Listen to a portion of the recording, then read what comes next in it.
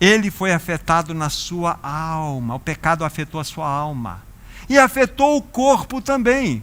Porque apesar de ter vivido 930 anos, o que aconteceu com Adão? Morreu. Só que Gênesis 6 em diante mostra-nos que Deus interrompeu essa longevidade humana e trouxe para o parâmetro de 120 anos. Deus fez isso. Gênesis capítulo 6.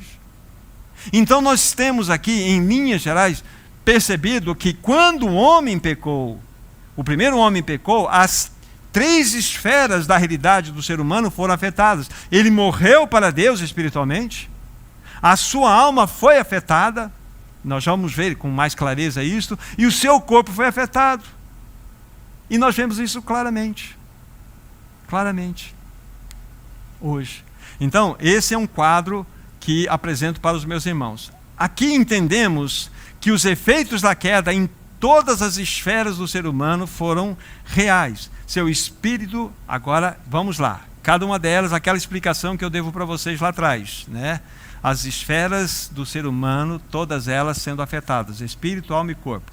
Primeiro, o espírito morreu. O que eu quero dizer com o espírito morreu? Apagou, desapareceu, virou uma coisa fedentina dentro do homem? Não. Morte aqui espiritual é separação de Deus. Havia uma comunhão, ainda que ela externa, na viração do dia de Deus para com o homem. Por causa desse pecado, essa comunhão foi interrompida. O homem continua com o espírito humano, sim, só que está separado de Deus. Então, o homem morreu, ele está separado de Deus. A segunda esfera, a alma ficou escravizada de si mesma.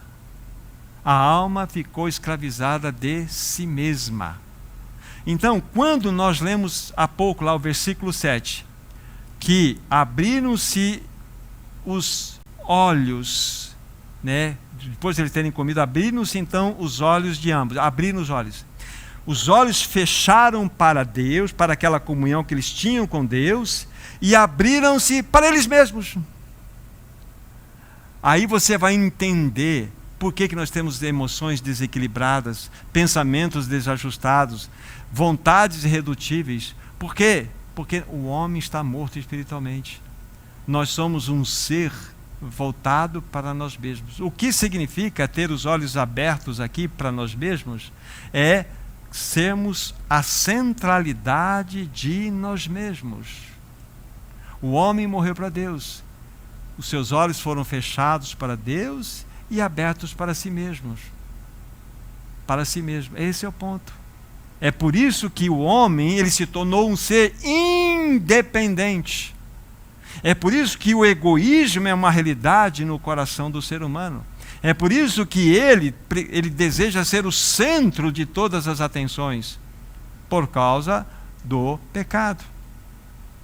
O homem, então, precisa passar por essa crise inicial, que é a crise do novo nascimento.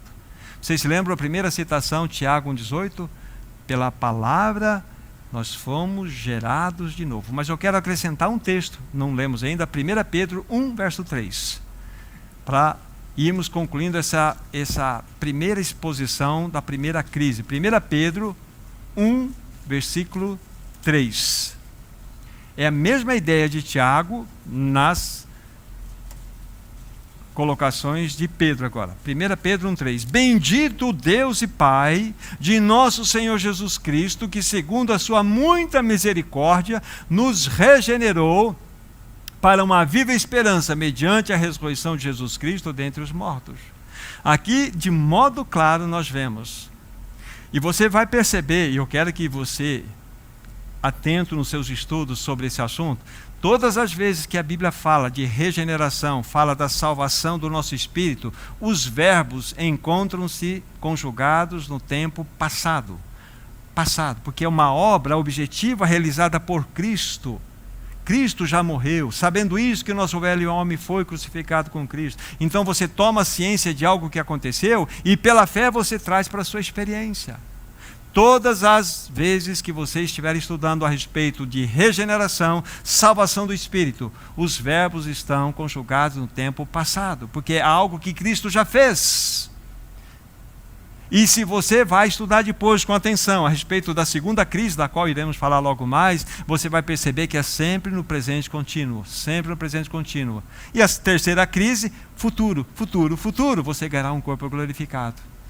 Super claro isso nas Escrituras Sagradas para nós. Então aqui nós vemos de modo muito claro, fomos gerados de novo. E essa regeneração fala da realidade de uma vida sendo colocada em nós. A vida de Cristo, ganhamos a vida eterna. Quando você nasce de novo, meu irmão, minha irmã, você tem a vida eterna, você tem a garantia absoluta da eternidade em Cristo Jesus. Isso deve realmente encher nosso coração de regozijo. Para que possamos nascer de novo, nós precisamos estar em Cristo Jesus. Precisamos estar unidos nele em toda a sua obra. Em toda a sua obra. Porque a nossa regeneração é em Cristo Jesus. Como nós vamos perceber que a nossa santificação tem como objetivo sermos transformados à imagem de Cristo. Como que no futuro, quando ganharmos um corpo glorificado, esse corpo de glória será igual ao corpo de Cristo. É assim que a palavra de Deus nos mostra. Sabemos que há a realidade do Espírito Santo em torno de todos esses fatos, trazendo luz, clareza e vida em todos esses aspectos. Em Romanos 6,5, vocês vão encontrar escrito lá o seguinte: porque se nós fomos unidos, eu vou dizer aqui bem uma versão expandida, porque se nós fomos unidos juntamente com Cristo na sua morte, certamente também nós seremos unidos com Cristo no seu ato de ressurreição, na sua ressurreição.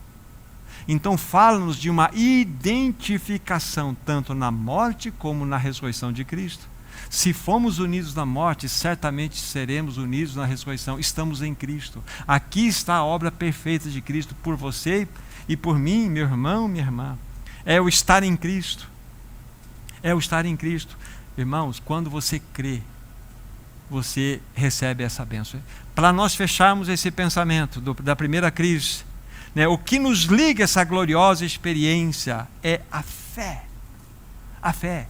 Lá na sua Bíblia, no capítulo 2, versículo 8 de Efésios, está escrito assim: pela graça sois salvos mediante a fé. Isso não vem de vós, é dom de Deus. Isso é salvação de graça, graça, graça, graça.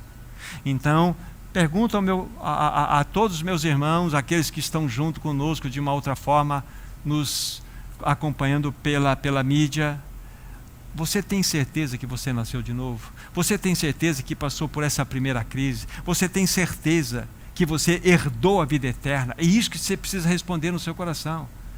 E isso tem que ter data, irmão, irmã. Isso tem que ter data. Isso tem que ter calendário para você fazer um círculo no dia tal, de tal, de tal, do mês tal, do ano tal. Eu me rendi a Cristo. Eu o recebi como meu Senhor e Salvador. Eu me rendi. Eu criei na plena obra.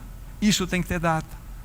Então, se nós de fato estamos acertados nesse assunto, podemos passar para o segundo momento dessa palavra, que é analisarmos a segunda e tão importante crise, que é a crise da santificação. A primeira crise é a crise da regeneração, é a crise do novo nascimento. Como disse a vocês, é uma crise pontual, única, absoluta, não se repete. Ela tem data.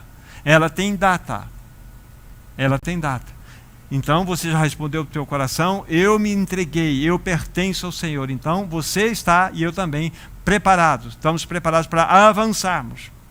A primeira crise, ela é fundamental, imprescindível. Sem o novo nascimento, nós não teremos vida eterna.